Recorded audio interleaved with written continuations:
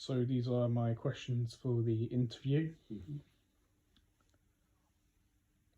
Why do you do body retrieval? Right.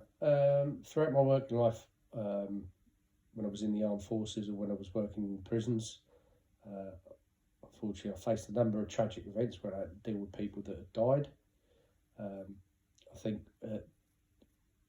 when I joined the police and we had the 7/7 bombings in London, terrorist attack in 7/7. I was at King's Cross. There was a major incident. Obviously, there'd been trains blown up in the underground, and I found myself on the police cordons, which in itself is an important job. But personally, myself, I felt there was more I could be doing rather than just standing there preventing people from coming into the scene. So I was aware when I joined the police that there was a group of people which was made up predominantly of police officers, and they were called a disaster victim identification team, or identification officers, or DVI officers. Their role was to assist in the recovery and identification of British people, either here in the United Kingdom, or anybody in the United Kingdom, or British citizens overseas who had been involved in a major incident. This could be a natural incident or a disaster, like the Boxing Day tsunami, or it could have been a terrorist incident like the Tunisia holiday resort attack in 2017. I mean, I've done the role of finding deceased people, dead people, as a police officer, and then having to go and break the sad news to the person's family. However, the role of a DVI officer is more than that. From a professionalist side of view, you have the opportunity to see how or why someone's life has ended, and what could have been done to prevent it, if it was possible, and also what society could learn from it. But there's the human side to it as well. When someone has died, their family would expect that whoever deals with their loved one does so with the utmost compassion and dignity, and I like to think that I've got those qualities.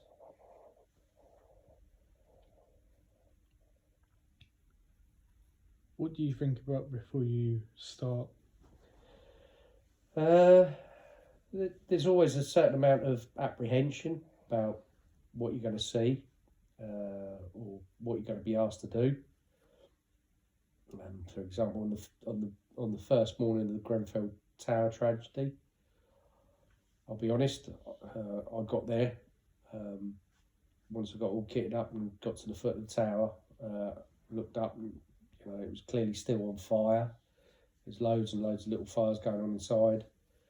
I mean, the water was pouring out from various places of the building, and to be fair, it didn't look at all safe.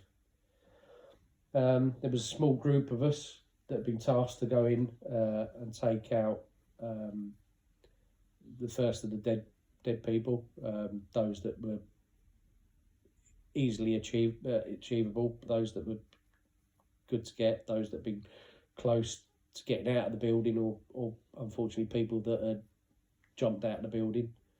And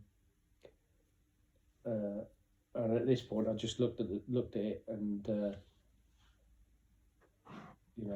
I just saw me and my colleagues walking into something that was, not as big, but similar to the Twin Towers. We've been asked to go into a building that, quite frankly, didn't look like it was going to stay up. But then your professionalism kicks in. People are expecting you to do something. That people need help. Whether they're deceased or not, you're expected to do something. So professionalism kicks in, and you get on with it. There was another time when I had to deal with victims of a plane crash. I knew the bodies had been badly disrupted, as in they weren't going to be whole, and they'd been exposed to extreme forms of temperature, either from the heat of the fire of the plane crash, or at the particular time of year it was really freezing cold, so the bodies had gone through burning and high heat and then freezing temperatures. There've been parts of the bodies have been in water, they've been covered in aviation fuel, and been like I said, immersed in water for quite some time. You know, and you get there, and before you go in, at that particular time we've gone up to work in the mortuary, and you think, you know, the smell's not going to be very nice, and you try to sort of like think, how am I going to cope with that? But then, you know, you think about, you know, these people are dead, and you're not doing it for them, but you're doing it for their family. So again, it's that bit of professionalism. You knuckle down and go in and get on with the job.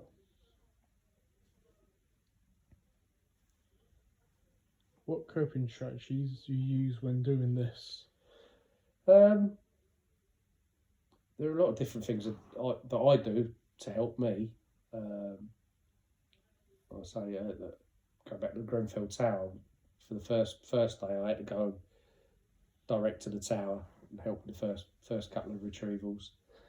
And then for the next few weeks, I worked in the mortuary. So the first day that we had the mortuary up and running, there was about 15 of us, police officers, to do the DVI side of things. And because I'd had quite a bit of experience by that stage of dealing with fatalities and dead people, and on the DVI side of things, I found it very easy to sort of like take charge. Obviously, we had somebody that was in charge of the whole process, but as a group, you get right. You've got to get your job done in the mortuary side of things. So I found it very easy that, because of my experience, that I was able to sort of like take charge of the group.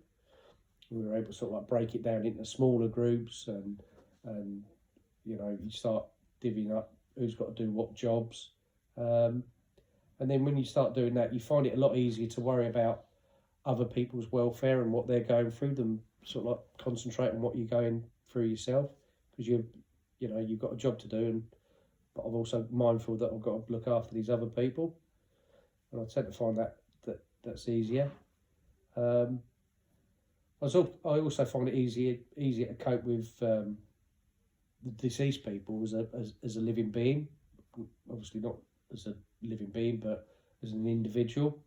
You know, they might have suffered some serious trauma, and to be quite frank, sometimes the bodies are not in a particularly nice state. But I think if you're able to treat them like an individual, it sort of like normalises the situation. I mean, I often find it quite easy to talk to the individual. So they might be deceased and I've got a job to do, but for example, if I'm having to undress the body, I might find it easier. One springs to mind where it was a young lady. I'm having to undress her, you know, and I find it easier to you know, I speak to them and say, look, I've got to take your underwear off because we have to, you know, this is all part of the process. I have to take all your clothes off to identify who you are, and you know, it's not very nice that I have to take your pants off, but I'm doing it for this reason. And for me, that sort of like normalises it a little bit. You know, and I also say, you know, I'm doing this for this reason, I'm doing that for that reason.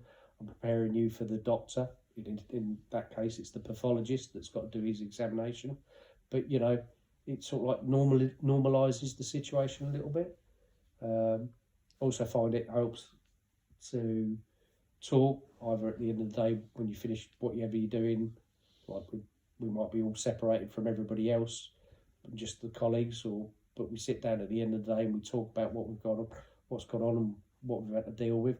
And the same with, like, if I come home at the end of a job, that I can talk to the family. So I just think it just makes it more natural and helps to ease the situation.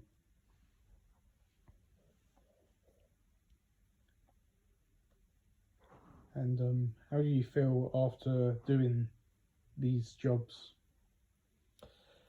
I always have saying, something that I don't know where I picked it up, but I've always said it to myself and said it to my colleagues. It basically goes along the lines of if I do my job well, no one will ever know. No one will ever know that I've done a good job.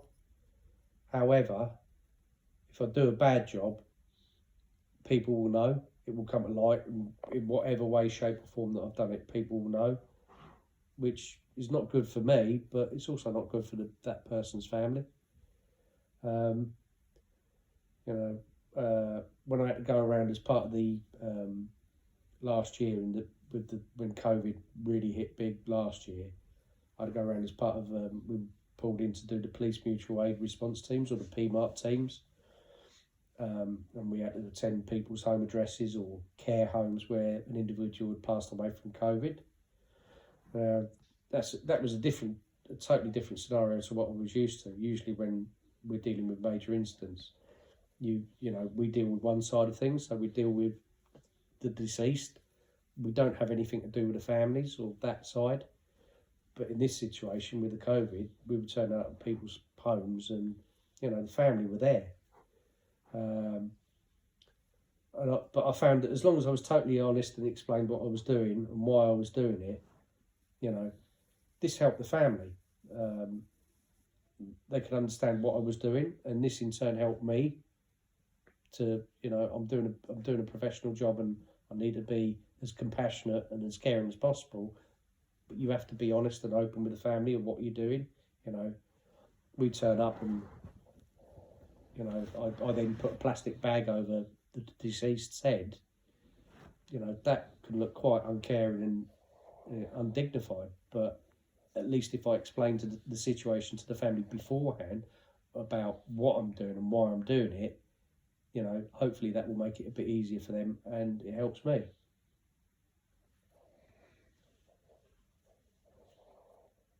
Do you ever think about the people's families after?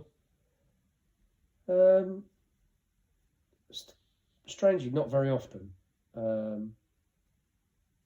example, sometimes if it's a child, you do think, being a parent, you do think about what that child has missed out on, and you know what the family have missed out on with that child, and what that child could have become. But generally, I don't seem to think about it. I can remember the first fatality I ever dealt with, and I do, you know, you do tend to think sometimes about the last one you dealt with. But, you know, it's really hard to try and think about the ones in between, you know, unless there's something particularly memorable about them. But no, I you know, I think you have to sort of have that line. It's a job, you've got to do it, and as long as you do it well and do it professionally and do it the right way, then. But no, I generally don't tend to think about, if I do the job well, then there should be no reason why I concern myself with what the family, you know. You got to keep that divide. I think you have to keep that divide. All right. Well, thank you for your time. All right, so cheers, mate.